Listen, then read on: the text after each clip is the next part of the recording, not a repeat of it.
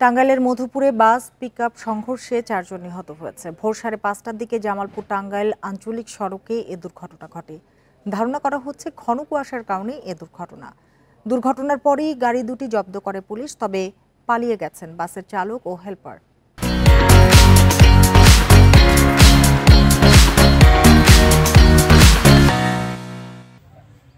মঙ্গলবার ভোরে টাঙ্গাইলের ধনবাড়ী থেকে ঢাকা যাচ্ছিল বিনিময় পরিবহনের বাসটি। পথে জামালপুর টাঙ্গাইল আঞ্চলিক সড়কে পৌঁছালে বিপরীত দিক থেকে আসা জামালপুরগামী পিকআপ ভ্যানের সাথে সংঘর্ষ হয়।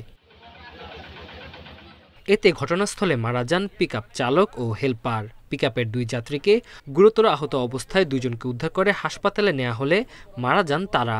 স্থানীয়দের ধারণা, ঘন কুয়াশার কারণে এ দুর্ঘটনা ঘটে। হেল্পার আছিল, ড্রাইভার আছিল আর 2টা ব্যাপারী ছিল। এই মধুপুরা এক গাড়িটা অ্যাক্সিডেন্ট হয়েছে সার্ভিসের সাথে। পিকআপ দিয়ে এক পিকআপ লাইট দোকানে আসছে, ঢাকা বেচছে, হাতে 2টা দিক দিয়ে বেচছে। বেচার পর বাড়ি ফেরার পথে এই মধুপুরা এসে বিনিময় বাসের সঙ্গে অ্যাক্সিডেন্ট করে। দুর্ঘটনার পর সড়কে কিছু সময়ের জন্য যান চলাচল বিঘ্ন ঘটে। পরে ঘটনাস্থলে এসে গাড়ি দুটি জব্দ করে পুলিশ। মধুপুর থেকে ঢাকাগামী একটি বিনিময় বাস এবং ঢাকা থেকে আগত একটি পিকআপের সাথে মুখোমুখি সংঘর্ষে 4 জন নিহত হয়।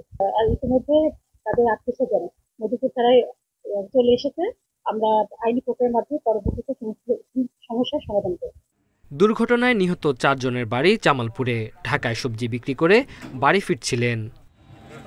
Independent news.